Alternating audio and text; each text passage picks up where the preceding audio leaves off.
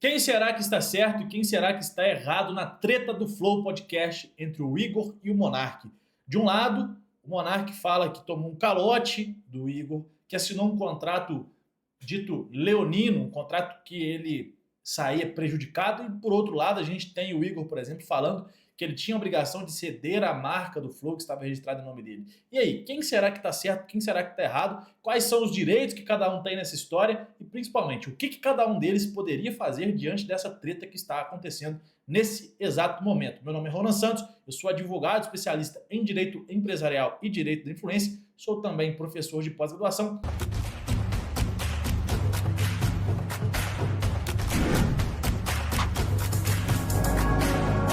E hoje eu vou fazer aqui com vocês um react jurídico. Eu vou trazer todo o vídeo onde o Monark reage ao vídeo que foi gravado de resposta do Igor e depois eu vou trazer aqui a análise dos contratos envolvidos nessa operação. Quero deixar claro que nada aqui foi conseguido por forma ilegal ou por meio de informação privilegiada. Apesar de sim, eu advogar para alguns grandes influenciadores do mercado, tudo que for falado aqui são coisas que ou foram ditas pelos próprios participantes dessa confusão em podcasts ou publicados no vídeo no YouTube, ou são documentos públicos que são disponibilizados na JuSesp por uma obrigatoriedade legal, como por exemplo o contrato social, que sim é um documento público, você consegue solicitar o contrato social de qualquer empresa pedindo na ajuda comercial do respectivo estado em que ela está registrada. Então, bora para esse react jurídico, eu vou trazer aqui o vídeo e a gente vai comentando parte a parte. Esse foi um vídeo publicado no próprio canal do Monark, onde ele faz um react ao que foi dito aqui nessa resposta do próprio Igor. Então aqui são os próprios envolvidos trazendo a versão de cada um deles. Bora lá.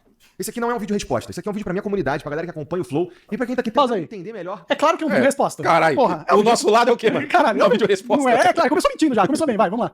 O que tá acontecendo, tá envolvendo o nome O Monark tem um ponto aqui, de fato é um vídeo resposta. do Flow, tá me envolvendo, eu tô tendo que conversar com a minha filha, explicar pra ela que eu não sou ladrão, que eu não sou caloteiro, e essa é... Eu não Pausa aí, paga o contrato então, cara. Paga o contrato. pretendo falar disso aqui de novo, tá bom? Então, vamos lá. Já começou bem. O Monark tem 2 pontos aqui, mas vamos lá, vamos lá. Algumas coisas têm sido faladas sobre nós e eu vou falar de cada uma delas aqui nesse vídeo, tá bom? Pra começar, o Monark, ele nunca foi na minha casa me buscar pra gente fazer o Flow, ele não me escolheu pra fazer o Flow, ele não ia. Pausa aí. Eu total escolhi o Flow, tipo, eu fui, na verdade, o Igor falou, vou fazer um projeto. Falei, ele queria fazer um projeto de unboxing. Ele não tinha a menor ideia do que era podcast, o que seria o Flow. Inclusive o nome Flow fui eu que dei, tá? Ele vai pegar o crédito e falar que era Flow Cult e ele falou pra ajustar só pra Flow. Beleza. Mas o nome Flow fui eu que criei, fui eu que escolhi, tá bom? Então eu sim fui falar pro Igor fazer o Flow Podcast. Mais uma mentira. Esse Monark 2016, quando eu mudei pra Curitiba, ele tava numa fase esquisita da vida dele, aquele Monark barbudão, e em 2018... Basicamente aqui eles contam como era o cenário quando eles criaram o Flow Podcast, o que não é tão relevante para nossa análise aqui de hoje. Mas basicamente eles contam que lá atrás a ideia foi do Monark, porque o Monark assistia ao podcast do Joe Rogan, e aí ele trouxe a ideia, deu a ideia pro Igor. O Igor fala que ele já conseguia monetizar e ganhar dinheiro com a internet na época, porque ele tinha um contrato de live com o Facebook, que era muito comum na época também. O Facebook contratou vários influenciadores, vários streamers para fazer live. E aí ele conta como que foi criado o Flow Podcast. Mas, resumidamente, é isso. Isso não importa tanto aqui pra gente agora. Vamos pular para alguma parte que realmente nos interessa. Essa parte aqui é importante porque ele fala do momento em que deu tudo errado. Vamos lá. Se ele fosse o protagonista dessa história. A gente, no mínimo, fez junto. Eu, ele e o Jean. A única coisa que ele fez sozinho foi destruir tudo. A construção foi em conjunto. Então pausa aí. Veja, eu não destruí tudo, entendeu? Teve uma crise que não foi causada, tipo, beleza, foi causada por mim, mas aí o cara ignora que foi causada por polêmica, certo? E o Flow começou a bombar pra caramba por causa das minhas polêmicas. Eu sou testemunha viva disso que eu reagia várias. Sim, então, aí, tipo, o Flow surfa e cresce por causa de uma parada. Quando essa mesma parada causa um problema, eu destruí o Flow. Não destruí tanto que ele tá aí, né? Tipo, claro, ele deve ter, junto com a equipe lá, né? Que ele herdou a equipe e toda uma estrutura que E herdou as contas também. Como a gente já conversou, não sei como é que vai sair no corte aqui, mas a gente já tinha falado sobre isso, que a máquina Flow ficou muito grande. Sim, sim. Ficou muito grande e só tinha uma entrada de gasolina, que é a gasolina das polêmicas do Monark. Sim, sim. Mas muito porque ficou muito grande a máquina foi por causa do Igor também. Ele que sempre tinha esse desejo expansionista desenfreado, né? Mas ele ficou com a credibilidade, ele tinha um nome Flow, né? As pessoas queriam ir lá, né? Já tinha, tipo, não é como se tivesse destruído o Flow. O Flow não foi destruído. O Flow passou por um momento difícil. Mas destruído não foi destruído. Eles tinham uma casa, tinham os equipamentos, tinham toda uma equipe trabalhando, um monte de podcast, a empresa de vinho, a agência, um monte de contato. Então não destruiu o Flow. Teve um problema. Teve momentaneamente, alguns não foram. Não, talvez o que ele tá falando de destruir seria destruir a parceria. Ele não destruiu, você não destrói o Flow. Ele Talvez ele esteja destruído. Eu tenho a impressão de que ele tá falando de destruir a parceria. Ó, criamos uma coisa juntos aqui e o Monark foi lá e destruiu a parceria. Eu não destruí a parceria, eu tava fazendo o que eu sempre fiz. Eu não mudei. Eu continuei do mesmo jeito que eu sempre fui. Fez sozinho, né? Não é como se ele fosse o protagonista dessa história. A gente, no mínimo, fez junto. Eu, ele e o Jean. A única coisa que ele fez sozinho foi destruir tudo. A construção foi em conjunto. Não destruí tudo, isso é mentira. Narrativa que a gente teria criado. Tá com tudo que... Aqui é um ponto importante porque, se a gente for analisar, de fato, o Flow quase foi a zero à época. Antes de toda aquela treta, realmente tinham uma marca muito relevante, eles tinham vários contratos de publicidade e patrocínio, Mas, quando aconteceu todo o problema, a gente tem até aqui algumas notícias, deixa eu colocar na tela para vocês. Quando aconteceu, que aqui é a notícia do desligamento dele em 2022, de fato, o Flow perdeu todos os contratos de patrocínio e publicidade que eles tinham e também perdeu a monetização. À época, se não me engano, eram 7 canais, porque o Flow não tinha só o próprio canal do Flow. A Holding Flow também tinha vários outros canais. Tinha o Vênus Podcast, tinha canais esportivos, tinha vários pequenos canais que usavam a marca do Flow e outros que não usavam a marca Flow.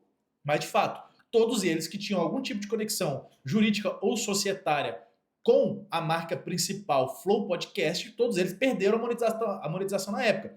E aí o que a gente precisa levar em consideração? Na época em que isso aconteceu, o passivo que foi criado também foi muito grande. Por quê? Você tinha uma empresa que tinha todo um custo operacional. Essa empresa, ela vinha operando há muitos meses. Ela começou a operar em alguns momentos de forma mais alavancada, com uma equipe grande, por exemplo, um custo alto de manutenção. E aí, da noite para o dia, de fato, eles perderam todos os canais que eles tinham de monetização. O que isso aconteceu? Isso gerou um passivo em perspectiva para o Flow Podcast muito grande. Por quê? Salários a serem pagos, contratos a serem honrados, fornecedores que eles tinham que pagar e tudo isso sem nenhuma entrada de faturamento da empresa. Então, de fato, se a gente for comparar um cenário, por exemplo, um valuation, se a gente fosse calcular o valor que a empresa tinha antes do fato Monark e no momento do fato Monark, é fato que ocorreu uma grande desvalorização da empresa. Porque como que se avalia uma empresa? Você calcula, por exemplo, o fluxo de caixa que essa empresa gera, você calcula o valor da marca, que é um bem intangível, é um ativo intangível. Então você pega o que ela tem em caixa, o que ela tem em recebível, o fluxo de caixa que ela tem, qual que é o EBIT da empresa, que é o lucro antes de juros, amortização e despesas financeiras. Você pega o lucro líquido, calcula tudo isso, projeta isso no tempo e fala, ó, eu acho que essa marca ela tende a dar esse lucro nos próximos anos e a marca em si, isoladamente, vale isso. Então, X aqui é o valor dessa marca. Se a gente for calcular o valor do Flow hoje, comparar com o que era no dia, na época, na semana, no mês do Monarch Day, realmente houve uma valorização depois, porque a marca quase foi a zero. E antes ela também valia mais. Então o que aconteceu foi que a marca fez assim, ela veio numa crescente, teve uma queda grande no momento que teve toda a treta do Monarch, e depois ela voltou a crescer, mas foi um crescimento bem demorado. Então isso foi em 2022, já tem mais de 4 anos que aconteceu esse fato. Algumas vezes depois, né? Ele veio sozinho e depois ele veio com o Venom Extreme e a gente fez os episódios aqui normalmente, né? Ele foi dobrando. O que está sendo dito aqui já tinha tido um pequeno problema antes, eles chegaram a perder contratos, mas eles optaram por Monarch dentro da estrutura societária da empresa. Mas aí ele foi, como ele disse, dobrando a aposta até que deu o problema do Monarch Day. Chegou numa conclusão, né? E que ele fez parte disso. Então eu não tô entendendo essa de um complô pra tirá-lo daqui. Lembrando... Existia um complô pra tirar do Flow. Que existia um complô. Aqui é o Monarch e suas teorias da conspiração. Né? O que estava acontecendo em 2022 na internet, você vai verificar tudo isso que eu tô dizendo. Acabou o Flow ali, a gente perdeu 100% de tudo que a gente tinha. Então a gente perdeu contrato pra gente fazer transmissão de futebol, a gente perdeu contrato de patrocínio, a gente perdeu a monetização de 7 canais, tá? Então não tinha mais Flow ali. Como eu disse, eram 7 canais ao todo. E, de fato, a desvalorização da marca no momento em que teve a treta do Monarch em 2022 foi muito relevante, tá? E acabou. Essa que é a verdade. E isso repercute no contrato. Eu vou falar depois. Esse valuation durante e pós Monarch Day, ele repercute no contrato e eu vou trazer as repercussões disso depois. Aqui a gente E outra coisa que me deixa puta é o tipo de contrato que foi, entendeu? Foi um contrato, assim, sem correção de juros, um contrato... Não, mas aí... Cara, aí, eu conversei com o advogado... Aí é a parada dos cassinos, Monark. Você assinou porque você quis. Beleza. Eu assinei porque eu quis. Você assinou porque você quis. Certo. Mas, tipo, é um contrato que você faz pra fuder o cara, entendeu? Fuder a pessoa. Não é um contrato da hora... Eu prefiro olhar do ponto de vista do seguinte. É um contrato que o Igor fez naquele momento em que tava fudido. Não foi o que fez. Não, sim, mas ele também assinou. Sim, ele também leu e entendeu o seguinte, mano, esse maluco aqui, que tinha 50-50 comigo, ele tá saindo com menos de 5% da coisa. Tá ligado? Ou seja, eu tô dizendo assim, desceu tanto a coisa, que é isso. No final das contas, uma empresa que vale 100 milhões, como você disse, você tá saindo com 10 milhões pra receber parcelado num juros em que você vai perder metade da... Então, num juros que não existe, que você vai perder metade. Eu conversei com o advogado, esse negócio de contrato sem juros, sem... Não existe isso. Não existe, isso tá errado. Tá errado. Mas é o seguinte, você sabe ler, você assinou. Beleza, mas olha a pressão que eu tava também, né? Ah, então, mas o que eu quero dizer é o seguinte, ele de um lado tá numa situação em que a grana acabou, em que o protagonista daquele momento, viu, Igor? Naquele momento ele era o belo da coisa, mano, ele era o belo do Soweto ali, tá ligado? Naquele momento o Monark sai, e, mano, eu reagi a vocês, irmão. Uma thumbnail nossa só bombava se eu colocasse Monark falou merda, Monark calou fulano, Monark não sei o que ciclano. Não é se eu botasse Igor fica espantado com... Ninguém assistia, tá ligado? Sim, Ou seja, você era vocalista. Eu puxava as visualizações. Você puxava as visualizações do Flow e nossa. Sim. Então quando você sai, você deixa a coisa não só no prejuízo de não ter, de perder patrocínio, de perder monetização, de quase perder o canal, tá ligado? Que passou na berola ali de perder o canal pro YouTube, de todo mundo ser considerado Monark, tá ligado? E o Igor fica no zero. Então, assim, o contrato pode ser cuzão pra caralho naquele cuzão, momento, isso. tá ligado? Mas naquele momento específico, entendeu? Ele não é tão cuzão. Ele se torna pra mim cuzão no momento em que ele não te paga e no momento em que ele também não chega a dizer, Monark, na moral, naquela época ele também tava foda. É uma aposta que eu ia ter que tirar o dinheiro do meu bolso que eu guardei e tal, que foi o que ele fez, tá ligado? Assim como você, quando criou o Talks, você também tirou do seu bolso. No dia que você tinha, você não tirou do dinheiro do bolso. Mas, sim, Entendeu? olha, Piorou, você pegou emprestado, piorou, cara. não, com certeza. Ó, eu não tô dizendo que não foi barra pesada o que aconteceu no Flow. sim. Nunca disse isso, inclusive. Foi barra pesada e tudo mais. O que me deixou puta é não me responder e não me pagar o contrato. Não, e, isso aí tá errado e pra aí, caralho. não me pagando o contrato e comprar Mercedes de 300 mil. Isso aí. Isso aqui é importante a gente destacar, porque a todo momento o Monark fala que o contrato era um contrato muito abusivo. E eu já tive essa discussão, inclusive, algumas vezes com os meus alunos da pós-graduação. E quando a gente fala de uma relação societária, que é uma relação que tem natureza empresarial, principalmente depois da chegada da Lei da Liberdade Econômica em 2019, a gente sempre vai partir do pressuposto que um contrato celebrado com essa natureza societária e empresarial é um contrato paritário. Aqui nós estamos falando de duas partes, como Monark e Igor, que eram instruídos por advogados, duas partes que naquele momento eram sócios igualitários do negócio, eles tinham a mesma participação societária. Esse contrato que foi feito, que foi celebrado, foi feito com assistência de um advogado. Então aqui para a gente poder falar que esse contrato, por exemplo, pode ser anulado no judiciário, é muito grave. Por quê? Porque a gente sempre parte do pressuposto que um contrato celebrado entre duas pessoas capazes, informadas, assistidas por advogados em uma relação empresarial é um contrato paritário. Então o que o Monark tem que buscar não é a anulação do contrato, porque de fato, pessoal, o contrato ele não foi um contrato muito bem feito. Ele é um contrato que ele deixa brechas e ele é ruim para os dois lados. Eu vou mostrar o contrato depois, vocês verão que o contrato ele é ruim para os dois lados, mas isso não quer dizer que pelo fato de ele ser ruim, ele pode ser anulado por uma das partes. Por quê? Porque é uma relação empresarial. A gente aqui não tem um desequilíbrio, uma hipossuficiência. Por exemplo, quando a gente fala de uma relação de direito do consumidor ou uma relação do trabalho, a gente tem um lado como uma hipossuficiência, que é o quê? É uma parte, ela é protegida pela justiça. O consumidor é protegido perante a empresa, o trabalhador é protegido perante a empresa. Numa relação societária, não. A gente parte do pressuposto que é uma relação igualitária. Os dois estão no mesmo nível dessa discussão. Então aqui para a gente buscar a anulação desse contrato realmente é algo muito difícil. Agora, o que a gente precisa analisar é a parte do descumprimento. De fato, se o Igor não está pagando a parte dele, aí aqui a gente tem possibilidades jurídicas, como por exemplo entrar com uma ação de execução. Eu vou mostrar o contrato depois e eu vou analisar com vocês todas as fragilidades desse contrato para vocês não cometerem esses erros depois também. A relevância do Flow não morreu, ainda continua sendo relevante, entendeu? Tipo, beleza, morreu em questão de contratos e de dinheiro. Aqui eu entendo o que o Monark está querendo dizer, mas eu confesso que eu não concordo. Por quê?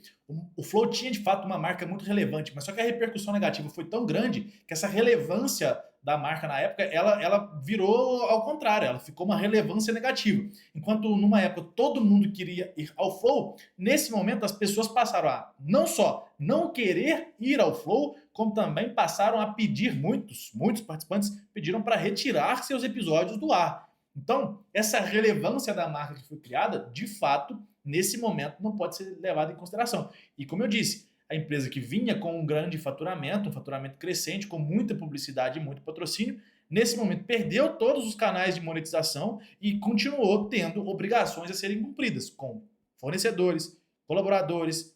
E a gente sabe, por exemplo, encargos trabalhistas são encargos relevantes para uma empresa. Então aqui, de fato, eu não concordo com o que o Monark está falando.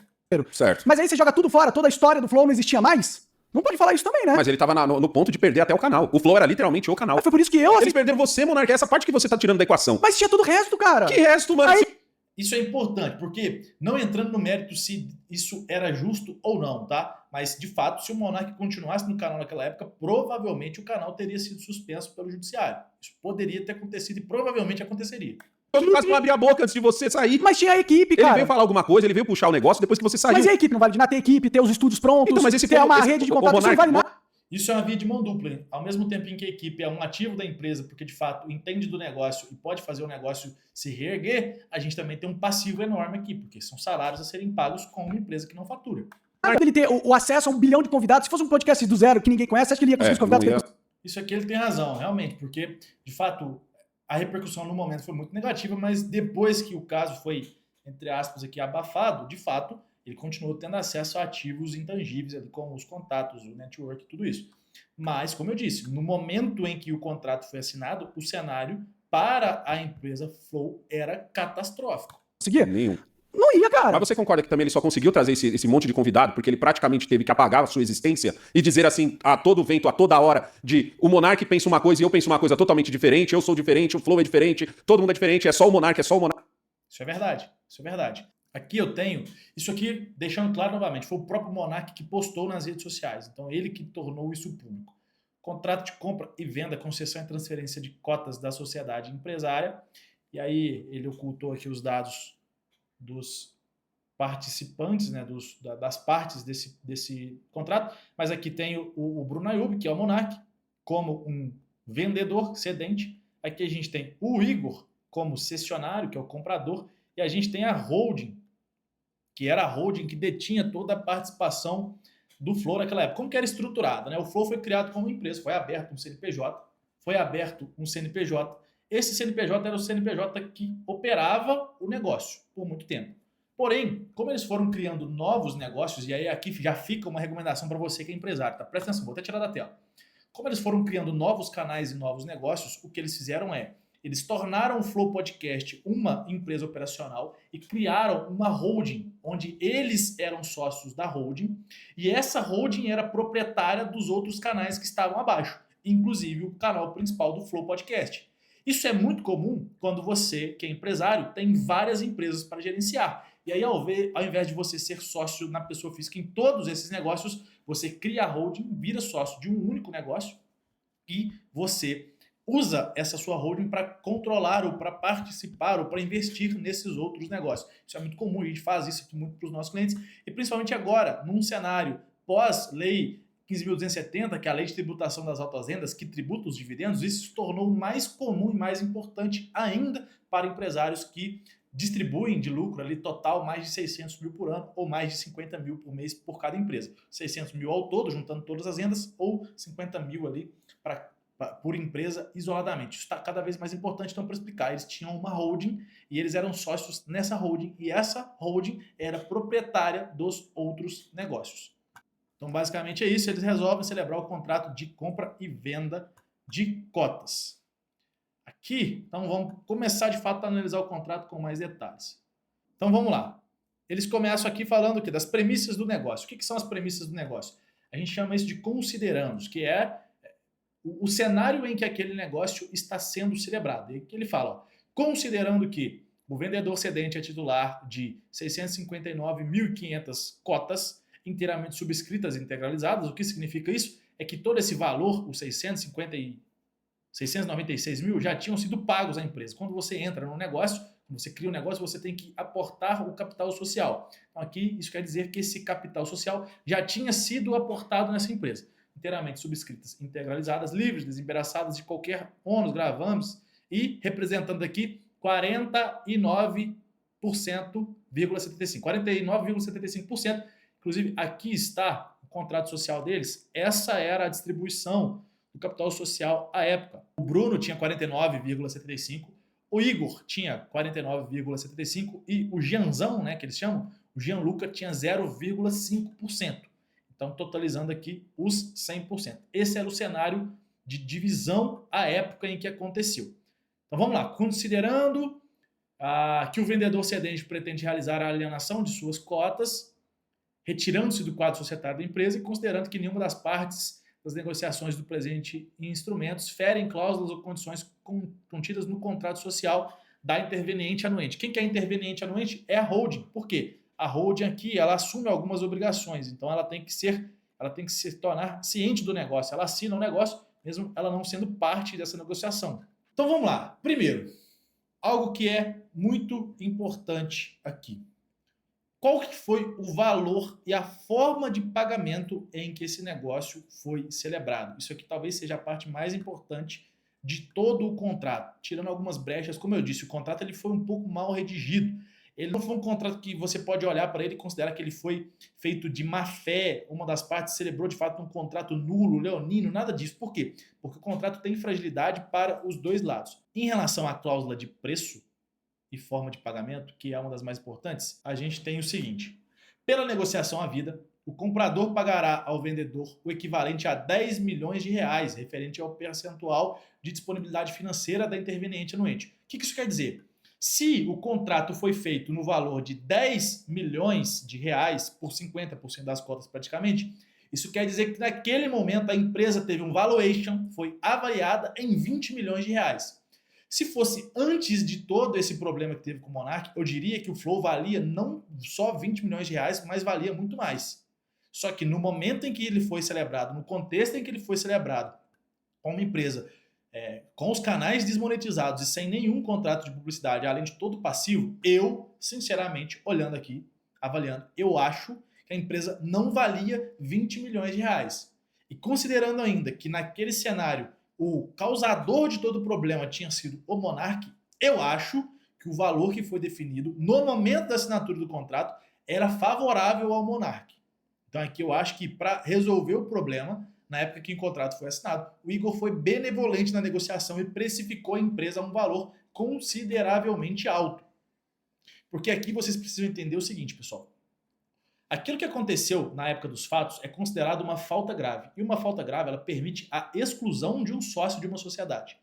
Essa exclusão, ela pode ser judicial ou ela pode ser extrajudicial. Nós temos os dois artigos que vão regular isso, que são o artigo 1030, que fala, ressalvado o disposto no tal artigo aqui, pode ser excluído o sócio judicialmente, mediante iniciativa da maioria dos demais sócios por falta grave nos cumprimentos de suas obrigações, ou ainda por incapacidade, aqui não importa, ou de forma extrajudicial, que é o 1085, que fala, quando a maioria dos sócios, representativo de mais da metade do capital social, entender que um ou mais sócios estão pondo em risco a continuidade da empresa. Aqui é muito importante. Eles poderão o quê? Excluí-lo da sociedade mediante alteração no contrato social.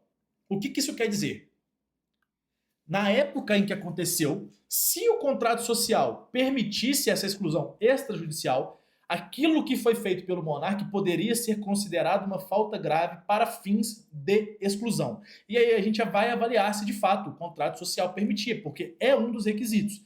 E a gente vai verificar aqui que a cláusula 8ª autorizava a exclusão extrajudicial. O sócio poderá ser excluído extrajudicialmente quando a maioria dos sócios... E aí, lembrando, quais são os requisitos da exclusão extrajudicial? Primeiro, precisa ter previsão no contrato social. E segundo, é preciso que o sócio a ser excluído, ele tenha menos da metade do capital social, ou seja, menos de 50%. Por quê? Porque é preciso que haja uma deliberação de mais de 50% do capital social.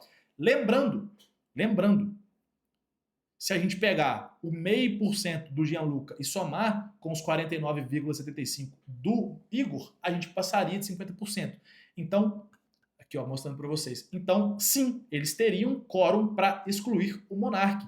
E aí a cláusula 8ª do contrato, em seu parágrafo 2º, vai autorizar essa exclusão. Então, os requisitos são 3. Presença, autorização no contrato social, é o primeiro. O segundo, deliberação por mais da metade do capital social da empresa. E terceiro e mais importante, é preciso que haja uma falta grave. É preciso que a empresa seja colocada em risco. E aí aqui, pessoal, não importa se vocês consideram que o Monark foi ou não aquele termo lá que começa com N. O fato é, se uma atitude dele colocou a empresa em risco, como de fato colocou, sim, isso poderia ocasionar uma exclusão extrajudicial. E como que é essa exclusão extrajudicial? Você convoca uma reunião ou assembleia de sócios, nessa reunião os sócios comparecem, eles deliberam, você pega depois essa deliberação via ata, todo mundo vai assinar a ata, e arquiva isso na junta comercial. Isso explicando de forma simples. Então, por que eu estou falando de tudo isso? Porque eu estou falando que na época em que esse negócio foi celebrado, o Monark poderia ter saído num contexto muito pior, que seria um contexto em que ele fosse excluído. E aí, para ele receber o valor dele, do Flow, ele teria que entrar com uma ação de apuração de haveres. Essa ação demoraria alguns anos. Essa ação calcularia quanto valeria o Flow Podcast na data em que aconteceu a exclusão. E aí, depois disso, ele teria que entrar com cumprimento de sentença para talvez receber o dinheiro. Isso demoraria alguns anos. Então, o que eu estou querendo dizer é, no momento em que foi celebrado o negócio, o Monark saiu numa condição favorável, a um valuation consideravelmente alto, com um contrato que já poderia ser executado em caso de inadimplemento, de inadimplência, em caso de não pagamento desse contrato, não teria que passar por toda uma ação judicial que é muito complexa e muito demorada, e aí ele saiu, na minha opinião, numa condição muito boa. E aí o contrato continua, né? O valor mencionado será pago em 200 parcelas, no valor de R$50 mil, mediante transferência bancária, beleza? Aqui a gente tem um problema muito grande nessa próxima cláusula. As partes acordam que os valores pactuados somente serão pagos desde que comprovada a devida lucratividade da empresa em no mínimo 3 vezes o valor previsto no item 1. Por que isso aqui é muito problemático? Lembram que eu falei lá atrás que Igor e Monark eram sócios na holding e a holding controlava o Flow Podcast? Por que isso é problemático? Porque quem é a empresa? Qual é a empresa que de fato precisa ter essa lucratividade de 3 vezes, que aí seria R$150 mil? É a holding? É a empresa operacional do Flow Podcast? É o conjunto de empresas que estavam abaixo da holding, onde o Monark e o Igor eram sócios? Isso não é especificado. E aqui a gente tem uma lacuna muito ruim. Porque se eu não especifico quem é que tem a obrigação de ter esse lucro, aqui sim talvez eu tenha uma possibilidade de buscar a anulação dessa cláusula para, por exemplo, prever que o pagamento ele seria devido em qualquer cenário, os 50 mil por mês, porque não era possível se apurar de fato quem que era a empresa obrigada a ter essa lucratividade. Ou então, que na verdade é o conjunto de empresas totalitárias, o conjunto de empresas total que a holding detinha, e não só a empresa Flow Podcast. Então isso aqui deixa de fato uma lacuna muito ruim nesse contrato, e é um dos grandes problemas que ele tem. Aqui basicamente é uma cláusula que fala que ele pode, se quiser, antecipar os pagamentos, né? E aí a gente tem aqui mais uma parte, que é a parte 3 do contrato. Essa também é muito problemática. Por que ela é muito problemática? O presente negócio jurídico corresponde também aos seguintes bens: o ativo imobilizado, as marcas e patentes e todo o know-how, especificações, desenhos, elementos semelhantes que vinculem a interveniente anuente. Quem que é a interveniente anuente? É a holding, não é a empresa do Flow. É a holding que é dona do Flow. Então aqui a gente tem um problema. Por quê? Vocês vão ver aqui comigo agora. A marca Flow está registrada no INPI apenas no nome do Bruno, do Monark. E aí, há uma alegação muito forte do Igor que o Monark está também inadimplente no seu contrato porque ele não transferiu a marca Flow para ele, ou para a holding, ou para a operacional. Mas por que aqui tem um problema muito grande? Porque o contrato não especifica qual marca é e quem que é o titular da marca no momento da celebração do negócio e para quem que essa marca vai ser transferida. Então hoje a gente tem um Flow funcionando há mais de 4 anos com uma marca que eles não são titulares. Isso, no meu entendimento, poderia autorizar que o Bruno Monteiro Ayub, que o Monark, entrasse com uma ação de abstenção de uso indevido de marca contra o Flow Podcast, porque eles estão usando até hoje uma marca que é do Monark. E autorizaria também que o Monark criasse um podcast, um canal no YouTube chamado Flow, porque é ele quem detém o direito de uso da marca, ele que detém a propriedade dessa marca. Então, na minha opinião, aqui a gente tem uma lacuna muito grave desse contrato. O que seria o certo na época que o contrato foi celebrado? Prever qual era a marca, qual era aqui, ó, o número do processo, o número do registro. A gente tem aqui também como baixar, aqui não está disponível, mas a gente teria como baixar o certificado de concessão dessa marca e prever quem vai transferir e para quem vai transferir. Então, por exemplo, o presente negócio jurídico também corresponde à marca Flow Podcast, registrada no momento em nome do Bruno Ayub, neste contrato denominado cessionário, e essa transferência será feita para a holding, que é a interveniente anuente no contrato. Aqui a gente tem um contrato muito mais claro, que realmente de fato mostraria de quem, para quem e por quanto. Então aqui a gente tem uma lacuna, como eu disse, talvez isso autorize, no meu entendimento autoriza, que o Monark entre com um processo de uma ação de abstenção de uso de marca por uso indevido da marca. E aí tem um outro problema. Quando a gente procura por Flow Podcast, a gente verifica que há um novo pedido, dessa vez feito pela empresa operacional, que é de fato a empresa do Flow Podcast, que é o Flow Produção de Conteúdo Audiovisual Limitada, representada aqui pelo procurador, pelo advogado, feito em 12/5/2026, que pede o registro da marca Flow Podcast. Esse registro foi feito no mês passado. Eu estou agora em 26 de junho, foi feito há pouco mais de um mês e meio, depois que a treta, inclusive, já tinha explodido. E se a gente for verificar, existe aqui um pedido de manifestação do Bruno que acabou não sendo pago, mas isso aqui é o quê?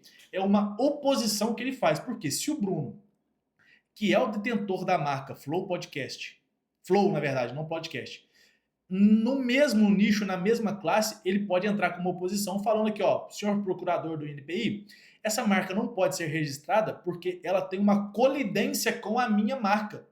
Ainda que a deles seja Flow Podcast e a minha seja Flow, existe aqui uma incompatibilidade, porque Flow é a parte principal dessa marca. O podcast é um mero complemento. E eu sou o detentor do Flow, eu atuo no mesmo nicho, se vocês notarem, são 2 pedidos, inclusive. Então, eu estou fazendo aqui uma oposição para que você, procurador do INPI, indefira esse pedido que foi feito. Esse pedido ainda não foi pago, mas provavelmente ainda está no prazo para o Monark fazer.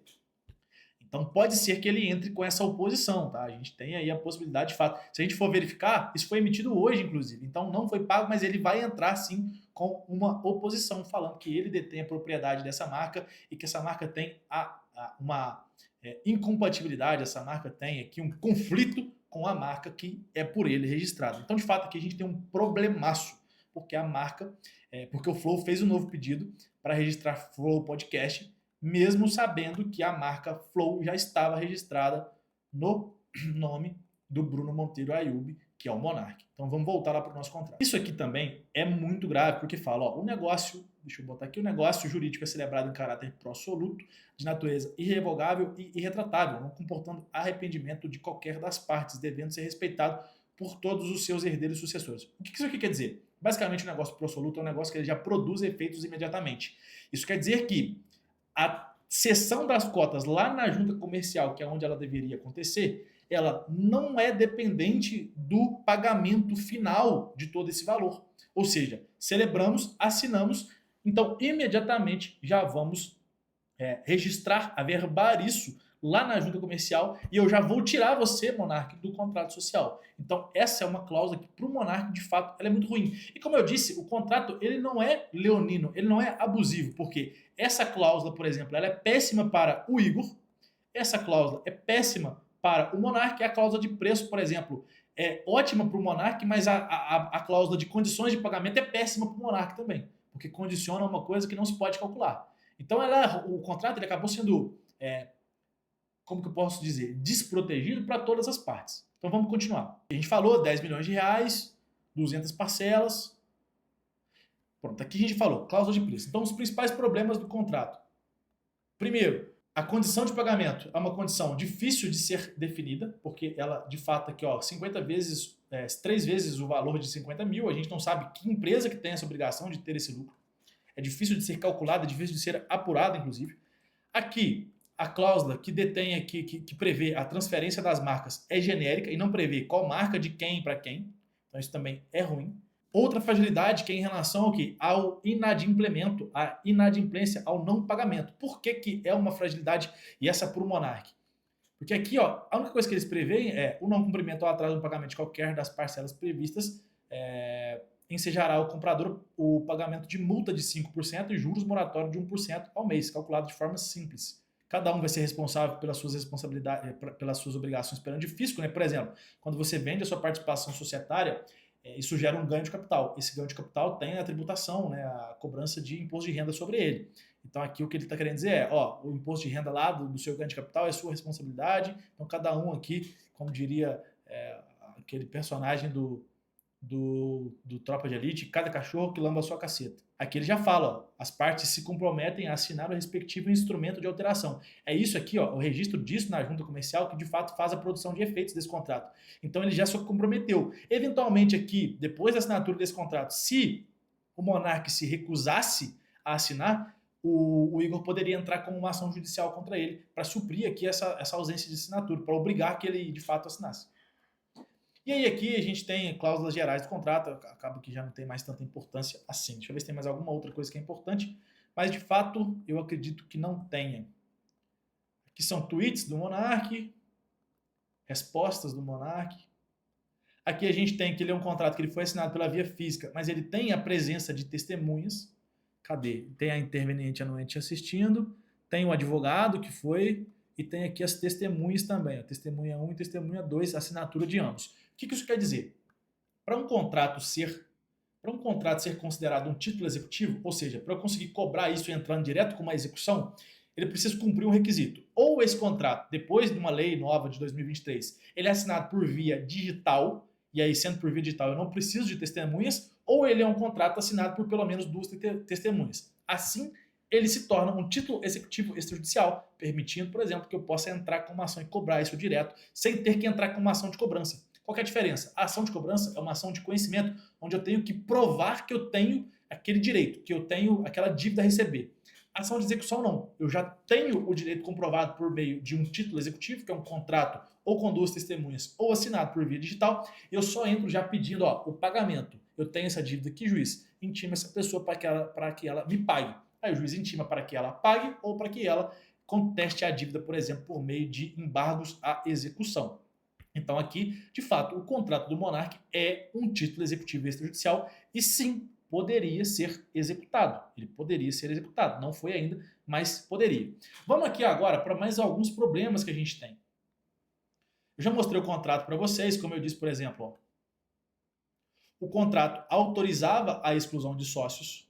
O sócio poderá ser excluído extrajudicialmente quando os sócios com mais de metade do capital social deliberarem, entenderem que aqui o outro sócio está botando em risco a sociedade. Então, sim, isso era uma opção. O Monark poderia ter sido excluído da sociedade, e eu acredito que seria facilmente excluído, porque a repercussão foi muito negativa para a empresa na época. E aí, como eu disse, se ele tivesse excluído, para receber o valor da empresa, da apuração de haveres, o valor que ele teria direito, ele teria que entrar com uma ação de apuração de haveres. Essa ação demoraria alguns anos, ela seria julgada depois. Nessa sentença seria definido o valor, e para ele receber esse valor, ele teria que entrar com um cumprimento de sentença que demoraria também, possivelmente, mais alguns anos. Então, aqui a gente tem um problemaço, tá? É a alteração que tirou o Monark do quadro societário. E aí aqui, neste ato deliberam os sócios remanescentes. Aqui, vamos aqui em cima. Em razão da saída do sócio, não, ainda mais em cima, neste ato, retira-se da sociedade o Bruno Ayub, cedendo e transferindo suas cotas para os demais sócios. Aqui tem uma atecnicidade que é o seguinte, tá? Existe uma diferença jurídica entre uma retirada de um sócio e a cessão das cotas desse sócio. A retirada é um ato em que ele sai da empresa e aí, nesse caso, a consequência é uma redução do capital social. Quando a gente faz uma cessão, é uma pessoa transferindo para outra, e que é o que aconteceu aqui. O Monark transferiu suas cotas para o Igor do Flow. Em razão da saída, deliberam aqui pela redistribuição do capital social. Igor permaneceu com 99,5% e o Gianluca com 0,5%. Alteraram aqui a razão social para ficar IG3K, que é Igor 3K, né? Participações, que é o que significa ali a holding de participação em outros negócios. E aqui, beleza. Tá? Nada demais. É consolidado o contrato depois. Aqui, pessoal, aqui é algo que me intrigou. Deixa eu ocultar os dados novamente. Por quê? Lembra que eu falei que o Monark poderia ter sido excluído? O rito da exclusão é um rito específico previsto lá no artigo 1085. E dentro disso, dentro desse rito, tem uma convocação para uma assembleia ou reunião de sócios, onde a gente faz uma ata de deliberação para deliberar pela exclusão. No caso deles, por tudo que foi divulgado, a cessão das cotas foi consensual, mas ainda assim eles fizeram uma reunião de sócios e foi deliberada, isso aqui é muito esquisito, porque foi deliberado que houve cometimento de uma falta, foi entendido que houve cometimento de uma falta grave, mas a deliberação propriamente dita foi uma deliberação pela cessão aqui, Neste momento, após os debates, e é deliberada unanimidade pelos sócios que o senhor Igor adquirirá as cotas sociais do senhor Bruno. Então eles fizeram uma assembleia para deliberar, para comprovar uma falta grave, mas a deliberação foi que um ia comprar do outro. Isso aqui, confesso, tá, que no meu entendimento não é o rito adequado. Se eles fossem para exclusão de sócios, essa ata seria muito importante. Mas como foi consensual a venda, isso aqui, na minha opinião, não seria necessário. Então, pessoal, para recapitular aqui, o que a gente estudou aqui hoje? A gente estudou primeiro direito societário, possibilidade de exclusão extrajudicial de um sócio, o que é uma falta grave para que um sócio seja excluído. A gente entendeu alguns conceitos, como, por exemplo, o que é retirada do sócio e o que é cessão de cotas, qual que é a diferença entre os dois. A gente viu que um contrato de compra e venda, de cessão de cotas, ele precisa ter algumas coisas que esse contrato não tinha, como, por exemplo, uma cláusula de preço e condições de pagamentos que seja específica, que seja fácil de ser calculada. Se houver alguma condição, que seja uma condição também fácil de ser calculada, fácil de ser definida, se ela foi cumprida ou não foi cumprida, o que não é o caso aqui, por exemplo. Se houver obrigações acessórias decorrentes dessa cessão de cotas, que seja especificado quem que assume a obrigação, para quem que vai ceder, por exemplo, e por quanto, qual que vai ser a condição para aquilo. O que não aconteceu aqui, por exemplo, no caso da marca, porque não fala quem vai ceder, qual marca é e para quem vai ceder. Então, como eu disse aqui, uma fragilidade enorme e, no meu entendimento, o Monark poderia sim entrar com uma ação de abstenção de uso de marca indevido e ele não entrou ainda. Tá? Então tem essa questão ainda, que o Flow pediu o registro da marca Flow Podcast, mesmo sabendo que a marca Flow está registrada em nome do Monark. Tem o possível pedido de oposição do Monark, onde ele vai falar assim, ó, senhor procurador do NPI, essa marca é incompatível com a minha, portanto, indefira esse pedido de registro, e o que eu particularmente acho que é o que precisaria, que deveria acontecer.